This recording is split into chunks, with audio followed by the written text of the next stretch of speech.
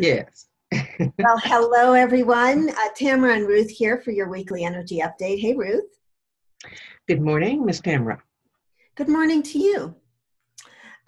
We are sitting here today with the moon in Leo, and we still have some things going on. We're in Scorpio season with the sun and Venus just moved into Scorpio, so maybe you'll speak about that. Also, of course, Jupiter in Scorpio with Leo moon today. And also tomorrow, we're working up to the first quarter square, right? So, Yes, it is. so Mhm. it's this is an interesting week, don't you think, energetically? And I feel like there's a lot of get it done energy. And at the same time, there may be some flailing around energy for people. Do you think so?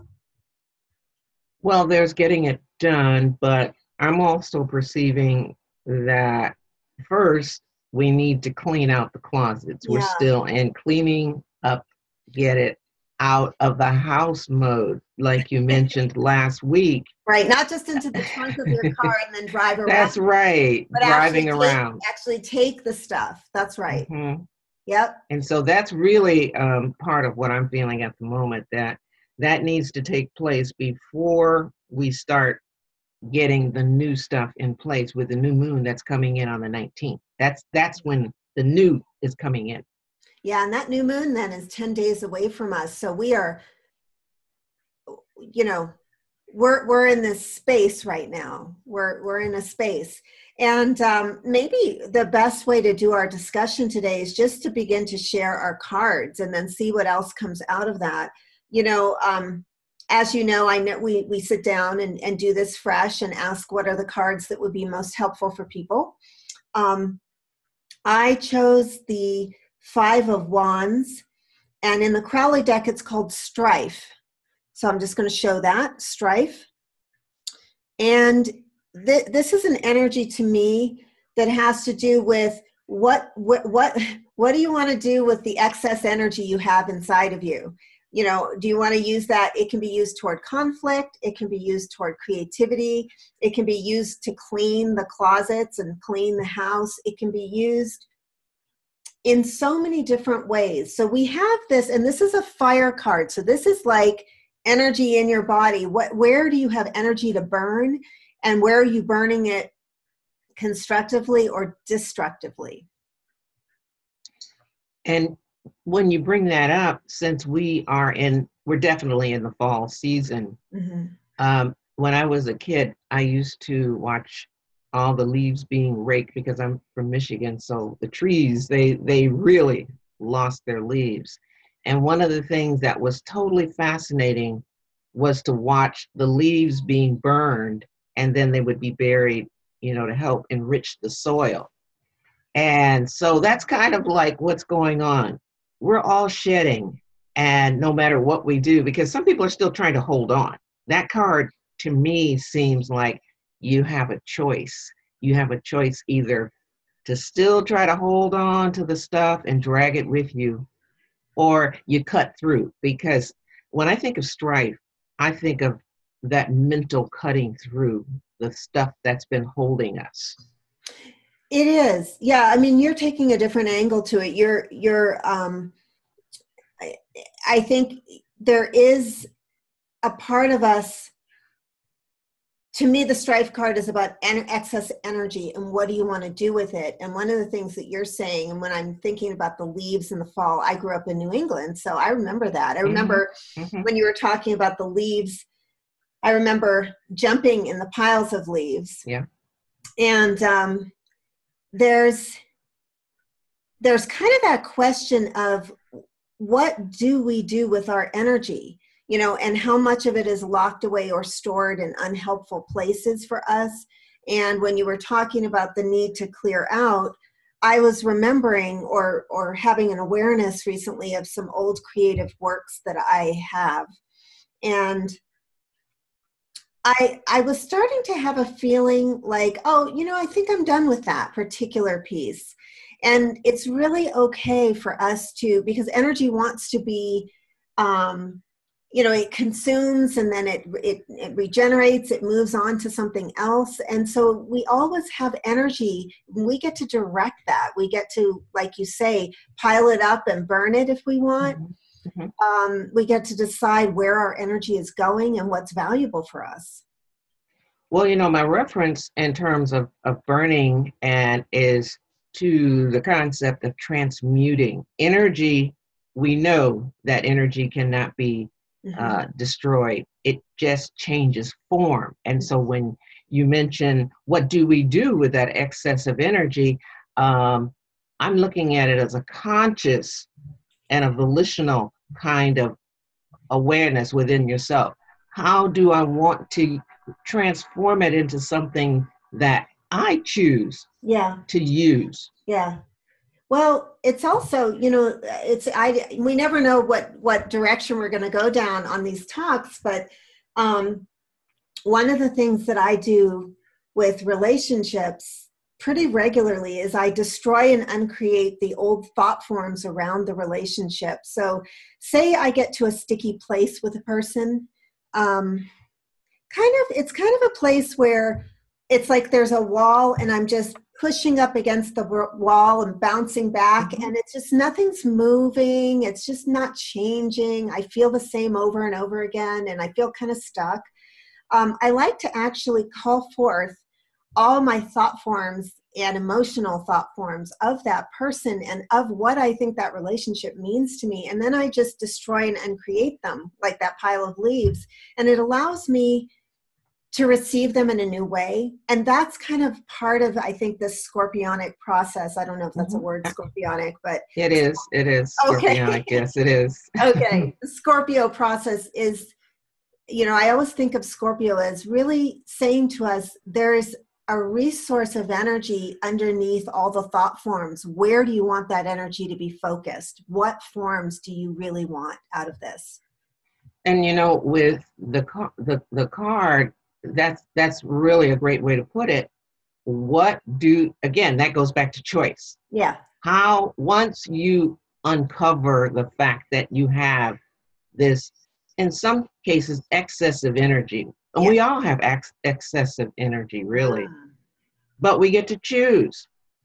How am I going to replace, and I like the concept of, because we carry a lot of mental thought forms around with us, and that's where our self-talk comes from day in and day out. And I like that idea of taking those and saying, which ones are serving me and which ones don't serve me? Because Scorpio's asking that too. What serves you and what doesn't serve you? Because Scorpio doesn't like waste, and it doesn't like just accumulation of anything. It's like, I burn the leaves when they're dead. I burn the leaves. And so where in our lives are we not burning the pile of leaves at the appropriate moment that is calling that energy to say, I'm feeling very irritated. And instead of saying, I'm irritated by these 5 people or incidents in my life, you can say, where is there energy that I have to burn that I haven't been creative with? What am I, and turning it into irritation, because it's all just energy in our bodies. Yeah, right. Absolutely. Now, Tamara, I want to add to that, that in many instances, whether it's people or situations, we really have to make the inquiry as to what is the meaning of the situation or the people showing up for me in the first place. We have to give, again, self-definition, because the people don't show up just randomly. Oftentimes we disassociate, and we have out there and in here. And Scorpio, beyond anything else, says, where did it come from? Where did those feelings come from inside you and me? Yeah, and they get triggered by the current events, but also triggered just as much from past events that this current one reminds us of. And it's I think that people sometimes are afraid to dig into that space where you say, well, what is that really that's going on with me with this situation? And I say this with compassion, because we each have situations that come up for us, either physically, mentally, emotionally, or spiritually, where we just feel like it's a wall. Like, I don't know where it comes from. I don't know what this is. And so I just want people to be really gentle with themselves in their inquiry process of saying, well, what does it remind me of? And when did I first have this feeling? Because it may surprise people that this is something they feel over and over again in situations. And it's funny because I do have to share a second card, which is the 10 of Swords for everybody, called Ruin. And it's a wonderful card. Also, it's a sword card, which is a mental card, but look at all the fire in this card. Mm-hmm. It's we're talking about fire, and you can see the swords are ruined. They've been used already. It's used up energy. This is the stuff that's already. It's funny. I have somebody in my life that I love dearly, and this person has some Scorpio energy. And I've been noticing in the Scorpio season, this person has been very, I'll bring up something about somebody and they'll say, well, something that kind of leads to the demise of the situation. They're very death focused in a certain kind of way. They're like, well, let's dig a hole for that. But the funny thing about it is we do need to dig some graves right now. We need to dig some graves for the things that knock around in our heads. And we're so done. We're so done with this energy, but we haven't figured out what to do, where to repurpose it. Repurpose it. It's like, stop hurting yourself with those thoughts. And how can you repurpose this in a constructive way? Well, as you were speaking about that, I just had an image of, and we all, whether you take a little tiny walk or you do a long walk, if we just get quiet for about 3 seconds, answers pop right directly into our consciousness. Mm-hmm. And that's one way of repurposing and taking the 10 of Swords. It's like, because when your foot, you notice, if you listen really closely, you can hear your own feet, dot, dot, dot, dot. Of course, that's the music rhythm parts that likes that. Yeah. But if you listen to your own footfall as a cadence, and it has a kind of a drone, it will put me, you, or anybody into the zone for a few minutes. And that's when we get the answers to how to deal with this excessive energy or whatever we're seeking. Maybe it is an answer to that relationship. And in that moment of just steadily walking, it'll pop in. And so that's one of the things that when you were saying, how do you channel all of this? I think it has to do with the body. It's body, mind, obviously together. But Scorpio is very much physical in that sense because it's tied with the body. The emotions are tied to the body. And if you allow yourself to go through the process of some kind of movement, answers often, they just pop in.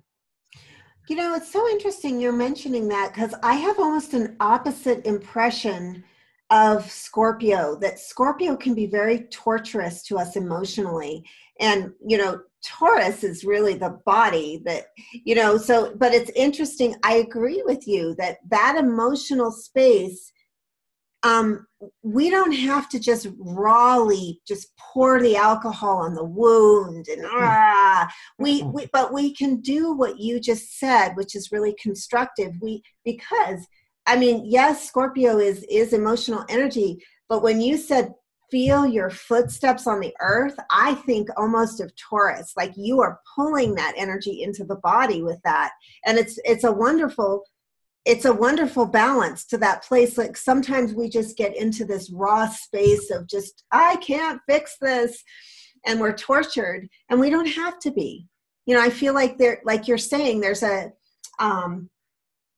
remedy for all of that emotional energy. Well, part of it, and this is on a personal level, living with Moon and Scorpio every single day of my life, that's you don't get a break. No that's break. one reason I can attest to that Yeah. footfall thing and the rhythmic aspects. One reason I play drum, Yeah. particularly because what does a drum do? A drum simulates the heartbeat, and if you do it at a certain pace, it will take you out of that going back and forth, that mental, that Ten of Swords card, because Ten of Swords is what shall I do? But that didn't work. And it's around and around and around. Like because inside. if you look at that card, Yeah. you have a kind of a circular. There's like nowhere to go. This is like one of those, it reminds me of like a mental patient in the locked ward where they're bound and they're just going around in circles and in a round room trying to find the corner. And I think that and it's interesting that you're talking because you create music and you teach music, and I think of the drum is something that's easy for you in your teaching sessions. You bring it out and do it, and I always love it when you do it because it actually reminds me of another dear Scorpio that I knew who was very intense and always looking at issues, and the way that he dealt with that was through drumming. And it was part of sort of a shamanic practice. And it was just, it's very interesting because that drumming is it reminds me of like when you watch a baby dance, like to a beat. If you've ever seen a little kid when they're listening to music that has a beat, they just like that beat, you know? Well, I'm going to be very honest. Yesterday I was driving and I'm pretty sure the people around me, they said, look at that woman. I was going, I'm so just like, No, and my little child jumped out as I was going down the freeway, there's like this. Well, I also know an artist who, when he paints, listens to drum music. Mm-hmm. And so, it is that very grounding feeling. Mm-hmm. So, we have to share your cards as well. I'll just share my last one real quick, which is Temperance. And this is one I think you drew. I had that last week. I drew Temperance last week. Yeah, I've been drawing Temperance lately too. And again, regardless of traditional meanings, this is this is an intuitive reading as well. What I get is that a lot of us have, I think right now for me, Temperance is the angel that's standing over us, wishing to relieve us of the traditional stress that we have found when we're trying to mix the oil and water of our life, when we're trying to blend things that appear very disparate or we can't get the solutions. There's a higher power that's saying, let me help with this. And I really encourage people listening to this, if you're struggling with tension this week, give it up. Give up control a little bit and let the spiritual realm help. And I want to connect with what you just said, because I have the card called, this is from the Spirit Oracle by Mel Brown, ancestral wisdom. Mm-hmm. It's just ancestral wisdom, particularly from the Aboriginal tradition. They know that when you go into dream time, you're really giving it up to the universe, whatever you want to call it, whether you call it spirit, soul. And that's the first card that I drew, is the wisdom. Yeah. To allow that to occur. When we've done all we can do, let it go. Let it go. And there's a higher plan to each of our lives. Right. Even if we are trying down here to work the details out so stringently, there's a point to just say, what is the higher plan? How could the higher plan step in and assist me today? And then my second card is right along with that, is allow your intuition. Like I was saying, when we are, you might not be walking. Maybe you're sitting for just a moment and all of a sudden something floats directly into your consciousness through your intuitive abilities and your intuitive power, which everyone has, because sometimes we don't think that we do, but it's there. Yeah, again, you're saying, I just want to reiterate, you've said this twice today, and I think it's really important to repeat that one of the ways to get out of the chaos in our heads is quiet. And it's the hardest thing to do because the ego wants to get busy with another thing. And, you know, it's really worth our while right now because there's a forceful, intense healing process we're all in right now. Because by the time we're out of this, we're going to move into Sagittarius, which is going to expand us into new spaces. And but right now we're down in the basement, and we have to be there and just say, oh, I'm in the basement. If you've ever cleaned the basement, Ruth, and you're like, God, I really don't want to be down here, but this is just what I'm doing. I mean, the basement needs to be cleaned, so I'm down. Oh, do I remember basements? Hey, life. And I want you to say what you just said again about doing this work right now, particularly over the course of these next 13 months with Jupiter in Scorpio, being willing, because I got the magic card. The wealth will show up. Yeah. If we're willing to do what we need to do. And that's a guarantee that it will show up, but it won't show until we have done the basement work. Right, because you know, one of the fastest ways to change things that I've ever found is actually to physically move things around actually in my house. And we're talking about your psychological house right now too, your, you know, energetic house. But it's movement creates movement. So you can create movement on one level, like you can, you know, I have a fireplace and I have wood delivered, so I have to move the wood and stack it. And then that can create movement in another part of our lives. But I think that the hardest times are when we feel kind of paralyzed by what we can't change or what we're anxious about in our lives. I call this sitting on the couch eating bonbons. That, you know, those are moments where I just am so avoidant. But the more I sit there, the worse off my body feels and the less movement has occurred. So, you know, I'm thinking of something, and this is very, as you're mentioning movement. When I teach my beginning piano students, and it may seem like a very simple example, but there's something profound about this.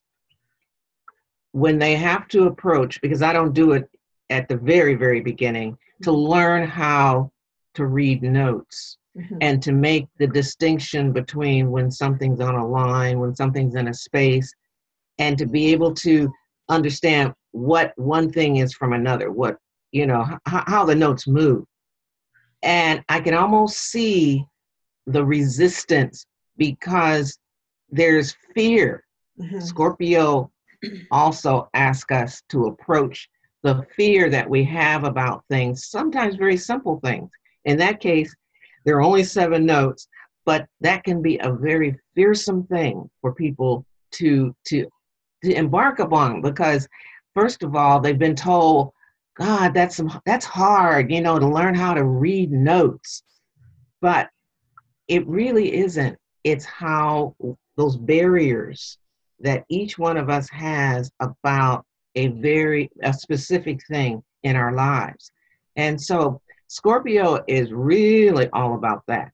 Yeah, push through the fear and learn that you can do things that you didn't think, whatever those scary things are. And it could be anything. It could be tech. If you're, you know, someone over a certain age, it could be business systems. It could be cooking. It could be relational. It could be public speaking. There's so many things that I can't name every way that we get nervous in our lives, but definitely this is such a wonderful time. You know,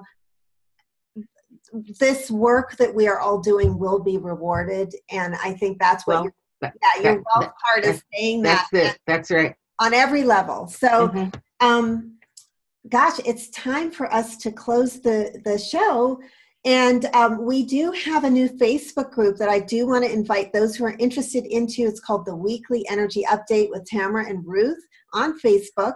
It's a closed group, and we are in there doing live videos. We're putting the Weekly Energy Update in there. We'd love to have you join us. It's just a fun space for us to participate and get a little deeper on this. So join us. I'll put the Facebook group below in the notes. And Ruth, I hope we have a great week. Enjoy this quarter moon. Absolutely. I do my best to enjoy each moon. Yeah, you're good at that. You are really good at that. Well, thanks for watching, everybody. We appreciate if you like and subscribe, and please share the video if it's been helpful to you, and write any comments below. So we will see you. Thanks, everybody. Bye.